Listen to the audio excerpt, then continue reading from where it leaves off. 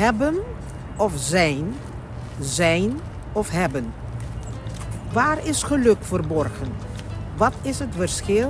En waarom is het soms zo moeilijk voor ons om het te begrijpen? Ik ga het heel eenvoudig voor je maken. Kijk, er zijn mensen die een auto hebben, maar ze hebben geen richting. Ze zijn helemaal verdwaald. Er zijn mensen die een huis hebben, maar niet weten wat een thuis is. Een van de pijnlijkste dingen in de wereld is dat er mensen zijn die kinderen hebben, maar die het niet verdienen. Ze weten niet wat een gezin is. En je kent vast ook mensen die volle zakken hebben, maar hun hart volkomen wankelen of leeg is.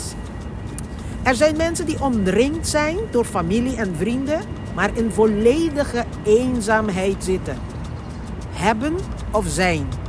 Zie je nu het verschil? Gewoon, pensé.